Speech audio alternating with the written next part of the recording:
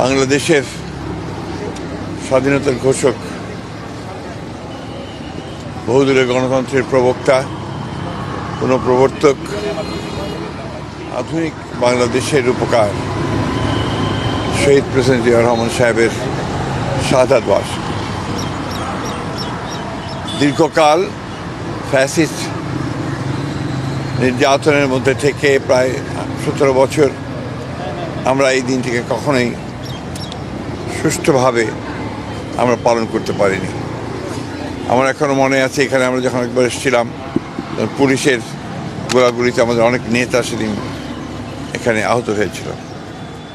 সেই অবস্থা থেকে আজকে আমরা একটা মুক্ত পরিবেশে এই দিনটি পালন করতে যাচ্ছি। আমরা এই দিনটিকে সবচেয়ে বেশি গুরুত্ব দিই এই জন্যেই যে এই মহান নেতা যিনি বাংলাদেশের স্বাধীনতা ঘোষণা দিয়েছিলেন, পরবর্তীতে যখন বাংলাদেশের জনগণ এবং সেনাবাহিনীর সদস্যরা তাকে রাষ্ট্র পরিচালনার দায়িত্বে নিয়ে এসেছিলেন এবং জনগণের মধ্যে থেকে নির্বাচনের মধ্য দিয়ে তিনি যখন রাষ্ট্র পরিচালনার দায়িত্বে এসেছিলেন মাত্র 3.5-4 বছরের মধ্যে, এর মধ্যে তিনি বাংলাদেশের সমস্ত যে পুরনো যে ঘূর্ণধরা ব্যবস্থাটাকে পাল্টে দেওয়ার চেষ্টা করেছিলেন এবং একদিকে রাজনৈতিক সংস্কার, বহুদলীয় গণতন্ত্রের আবার পুনঃপ্রবর্তন, একদলীয় শাসন ব্যবস্থা থেকে বক্সাল থেকে ফিরিয়ে নিয়ে আসা, অন্যদিকে অর্থনীতিতে একটা মুক্ত বাজার অর্থনীতি চালু করা ছিল আমাদের এই বাংলাদেশের পরিবর্তনের প্রথম ধাপ বলে আমি মনে করি। এবং সেই 3.5 বছরের মধ্যে তিনি একটা অভূতপূর্ব পরিবর্তন নিয়ে এসেছিলেন। যে বাংলাদেশকে বলা হতো বটমলেস বাস্কেট, সেই বাংলাদেশ একটা সমৃদ্ধির দেশে পরিণত হয় এবং যেখানে আপনার দুর্ভিক্ষ হয়েছিল তৎকালীন আওয়ামী লীগ সরকারের দুঃশাসনের কারণে, সেই অবস্থা থেকে তিনি উদ্বৃত্ত একটা অবস্থার মধ্যে নিয়ে এসেছিলেন দেশকে শস্য উৎপাদনের ক্ষেত্রে।